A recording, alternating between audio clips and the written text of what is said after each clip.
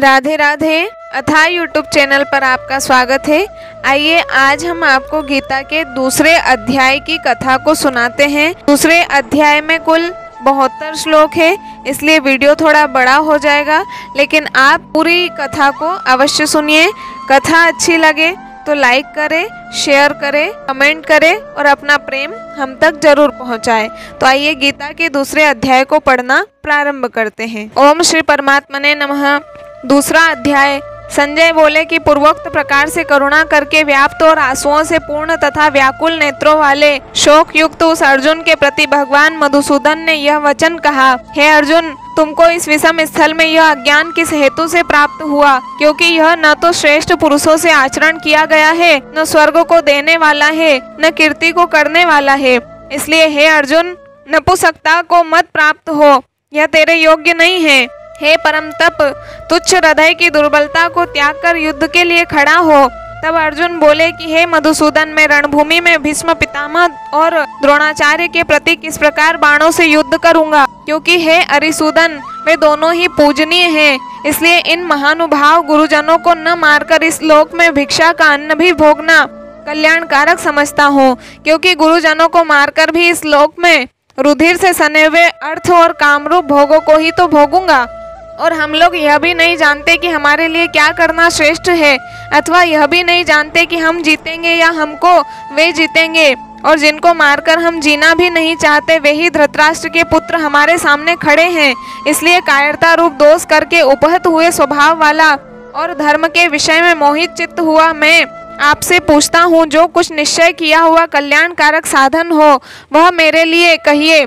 क्योंकि मैं आपका शिष्य हूँ, इसलिए आपके शरण हुए मेरे को शिक्षा दीजिए। क्योंकि भूमि में निष्कंटक धन धान्य संपन्न राज्य को और देवताओं के स्वामी पने को प्राप्त होकर भी मैं उस उपाय को नहीं देखता हूँ जो कि मेरी इंद्रियों के सुखाने वाले शोक को दूर कर सके। संजय बोले, हे राजन, निद्रा को जीतने वाले अर्जुन अंतर्यामी श्री कृष्ण महाराज के प्रति इस प्रकार कहकर फिर श्री गोविंद भगवान से युद्ध नहीं करूंगा, ऐसे स्पष्ट कहकर चुप हो गए। उसके उपरांत हे भरतवंशी धृतराष्ट्र, अंतर्यामी श्री कृष्ण महाराज ने दोनों सेनाओं के बीच में उस शोक युक्त अर्जुन को हंसते हुए से यह वचन कहे, हे अर्जुन, तू न शोक करने योग्य के लिए शोक करता है और पंडितों के से वचनों को कहता है, परंतु पंडित जन जिनके प्राण चले गए हैं उनके लिए और जिनके प्राण नहीं गए हैं उनके लिए भी शोक नहीं करते हैं। क्योंकि आत्मा नित्य है, इसलिए शोक करना अयुक्त है। वास्तव में न तो ऐसा ही है कि मैं किसी काल में नहीं था, अथवा तू नहीं था, अथवा ये राजा लोग नहीं थे, और न ऐसा ही है कि इससे आगे हम सब नहीं रहेंगे। किंतु जैसे जीवात्मा की इस देह में कुमार, युवा और वृद्धावस्था होती है, वैसे ही अन्य शरीर की प्राप्ति होती है। उस विषय में धीर पुरुष नहीं मोहित होता है। अर्थात जैसे कुमार, युवा और जरावस्था रूप स्थूल शरीर का विकार अज्ञान से आत्मा में भासता है, वैसे ही एक शरीर से दूसरे शरीर को प्राप्त होना रूप सूक्ष्म शरीर का विकार भी अज्ञान से ही आत्मा में भासता है। इसलिए तत्व को जानने वाला धीर पुरुष इस विषय में नहीं मोहित होता है। हे कुंती पुत्र, सर्दी गर्मी और सुख दुख को देने वाले इंद्रिय और विषयों के संयोग तो क्षणभंगुर और अनित्य है। इसलिए हे भरतवंशी अर्जुन, उनको तू सहन कर। क्योंकि हे पुरुष श्रेष्ठ, दुख सुख को समान समझने वाले जिस धीर पुरुष को ये इंद्रियों के विषय व्याकुल नहीं कर सकते, वह मोक्ष के लिए योग्य होता है। और हे अर्जुन, असत वस्तु का तो अस्तित्व नहीं है और सत का अभाव नहीं है। इस प्रकार इन दोनों का ही तत्वज्ञानी पुरुषों द्वारा देखा गया है। इस न्याय के अनुसार नाश रहित तो उसको जान कि जिससे यह संपूर्ण जगत व्याप्त है। क्योंकि इस अविनाशी का विनाश करने को कोई भी समर्थ नहीं है, और इस नाश रहित अप्रमेय नित्य स्वरूप जीवात्मा के ये सब शरीर नाशवान कहे गए हैं। इसलिए हे भरतवंशी अर्जुन, तू युद्ध कर। जो इस आत्मा को मारने वाला समझता है तथा जो इसको मरा मानता है, वे दोनों ही नहीं जानते। क्योंकि यह आत्मा न मारता है और न मारा जाता है। यह आत्मा किसी काल में भी न जन्मता है और न मरता है, अथवा न यह आत्मा हो करके फिर होने वाला है। क्योंकि यह अजन्मा, नित्य, शाश्वत और पुरातन है। शरीर के नाश होने पर भी यह नाश नहीं होता। हे प्रथापुत्र अर्जुन, जो पुरुष इस आत्मा को नाश रहित, नित्य, अजन्मा और अव्यय जानता है, वह पुरुष कैसे किसको मरवाता है और कैसे किसको मारता है। और यदि तू कहे कि मैं तो शरीरों के वियोग का शोक करता हूँ, तो यह भी उचित नहीं है, क्योंकि जैसे मनुष्य पुराने वस्त्रों को त्याग कर दूसरे नए वस्त्रों को ग्रहण करता है, वैसे ही जीवात्मा पुराने शरीर को त्याग कर दूसरे नए शरीर को प्राप्त होता है। हे अर्जुन, इस आत्मा को शस्त्रादि नहीं काट सकते हैं, और इसको आग नहीं जला सकती, और इसको जल गीला नहीं कर सकता है, और वायु नहीं सुखा सकता है, क्योंकि यह आत्मा अच्छेद्य है। यह आत्मा अधाह्य, अक्लेद्य और अशोष्य है, तथा यह आत्मा निसंदेह नित्य सर्वव्यापक अचल स्थिर रहने वाला और सनातन है। यह आत्मा अव्यक्त अर्थात इंद्रियों का अविषय, और यह आत्मा अचिंत्य अर्थात मन का अविषय, और यह आत्मा विकार रहित अर्थात न बदलने वाला कहा गया है। इससे हे अर्जुन, इस आत्मा को ऐसा जानकर तू शोक करने योग्य नहीं है, अर्थात तुझे शोक करना उचित नहीं है। यदि तू इसको सदा जन्मने और सदा मरने वाला माने, तो भी हे अर्जुन, इस प्रकार शोक करने को योग्य नहीं है, क्योंकि ऐसा होने से तो जन्मने वाले की निश्चित मृत्यु और मरने वाले का निश्चित जन्म होना सिद्ध हुआ। इससे भी तू इस बिना उपाय वाले विषय में शोक करने को योग्य नहीं है। यह भीष्मादिकों के शरीर मायामय होने से अनित्य है, इससे शरीरों के लिए भी शोक करना उचित नहीं, क्योंकि हे अर्जुन, संपूर्ण प्राणी जन्म से पहले बिना शरीर वाले और मरने के बाद भी बिना शरीर वाले ही हैं। केवल बीच में ही शरीर वाले प्रतीत होते हैं, फिर उस विषय में क्या चिंता है। हे अर्जुन, यह आत्म तत्व बड़ा गहन है, इसलिए कोई महापुरुष ही इस आत्मा को आश्चर्य की ज्यों देखता है, और वैसे ही दूसरा कोई महापुरुष ही आश्चर्य की ज्यों इसके तत्व को कहता है, और दूसरा कोई ही इस आत्मा को आश्चर्य की ज्यों सुनता है, और कोई सुनकर भी इस आत्मा को नहीं जानता। हे अर्जुन, यह आत्मा सबके शरीर में सदा ही अवध्य है, जिसका वध नहीं किया जा सके। इसलिए संपूर्ण भूत प्राणियों के लिए तू शोक करने को योग्य नहीं है, और अपने धर्म को देखकर भी तू भय करने को योग्य नहीं है, क्योंकि धर्मयुक्त युद्ध से बढ़कर दूसरा कोई कल्याणकारक कर्तव्य क्षत्रिय के लिए नहीं है। हे पार्थ, अपने आप प्राप्त हुए और खुले हुए स्वर्ग के द्वार रूप इस प्रकार के युद्ध को भाग्यवान क्षत्रिय लोग ही पाते हैं, और यदि तू इस धर्मयुक्त संग्राम को नहीं करेगा, तो स्वधर्म और कीर्ति को खोकर पाप को प्राप्त होगा, और सब लोग तेरी बहुत काल तक रहने वाली अपकीर्ति को भी कथन करेंगे, और वह अपकीर्ति माननीय पुरुष के लिए मरण से भी अधिक बुरी होती है, और जिनके तू बहुत माननीय होकर भी अब तुच्छता को प्राप्त होगा, वे महारथी लोग तुझे भय के कारण युद्ध से उपराम हुआ मानेंगे, और तेरे वैरी लोग तेरे सामर्थ्य की निंदा करते हुए बहुत से न कहने योग्य वचनों को कहेंगे। फिर उससे अधिक दुख क्या होगा। इससे युद्ध करना तेरे लिए सब प्रकार से अच्छा है, क्योंकि या तो मरकर स्वर्ग को प्राप्त होगा अथवा जीत कर पृथ्वी को भोगेगा। इससे हे अर्जुन, युद्ध के लिए निश्चय वाला होकर खड़ा हो। यदि तुझे स्वर्ग तथा राज्य की इच्छा न हो, तो भी सुख दुख, लाभ हानि और जय पराजय को समान समझकर उसके उपरांत युद्ध के लिए तैयार हो। इस प्रकार युद्ध करने से तू पाप को प्राप्त नहीं होगा। हे पार्थ, यह बुद्धि तेरे लिए ज्ञान योग के विषय में कही गई, और इसी को अब निष्काम कर्मयोग के विषय में सुन। जिस बुद्धि से युक्त हुआ तू कर्मों के बंधन को अच्छी तरह से नाश करेगा।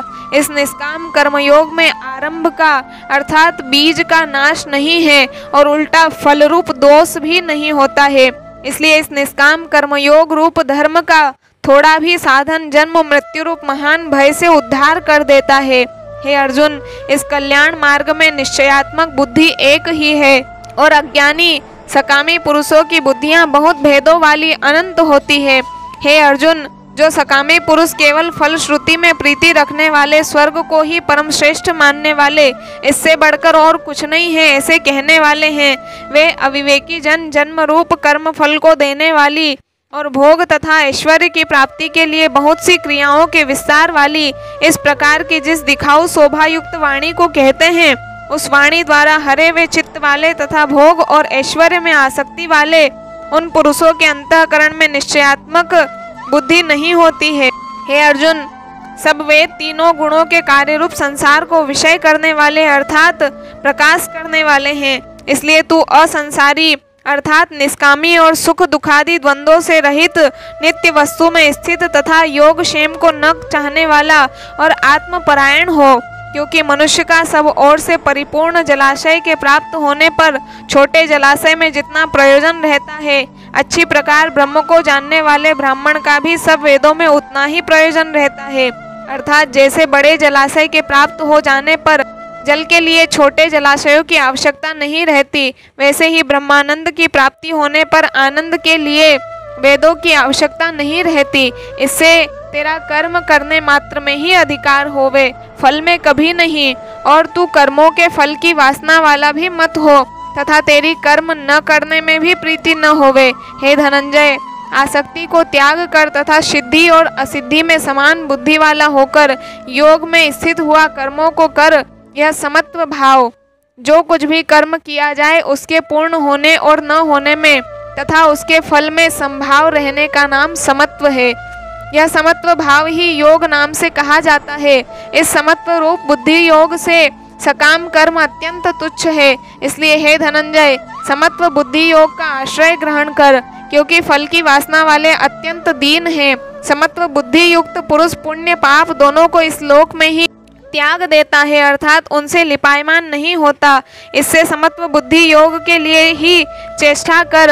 यह समत्व बुद्धि रूप योग ही कर्मों में चतुरता है, अर्थात कर्म बंधन से छूटने का उपाय है। क्योंकि बुद्धि योग युक्त ज्ञानी जन कर्मों से उत्पन्न होने वाले फल को त्याग कर जन्म रूप बंधन से छूटे हुए निर्दोष अर्थात अमृतमय परम पद को प्राप्त होते हैं। हे अर्जुन, जिस काल में तेरी बुद्धि मोहरूप दलदल को बिल्कुल तर जाएगी, तब तू सुनने योग्य और सुने हुए के वैराग्य को प्राप्त होगा।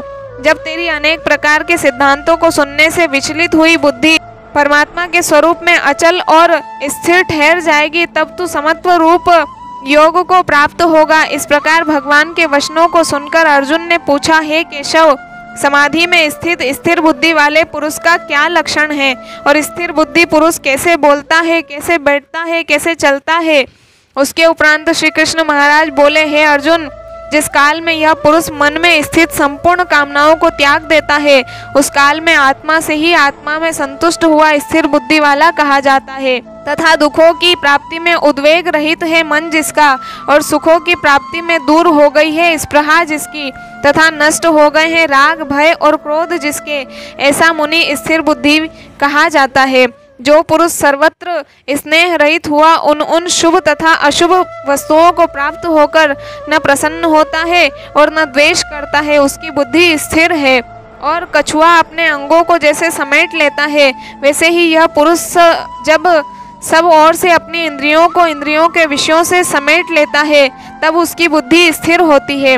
यद्यपि इंद्रियों के द्वारा विषयों को न ग्रहण करने वाले पुरुष के भी केवल विषय तो निवृत्त हो जाते हैं, परंतु राग नहीं निवृत्त होता, और इस पुरुष का तो राग भी परमात्मा को साक्षात करके निवृत्त हो जाता है।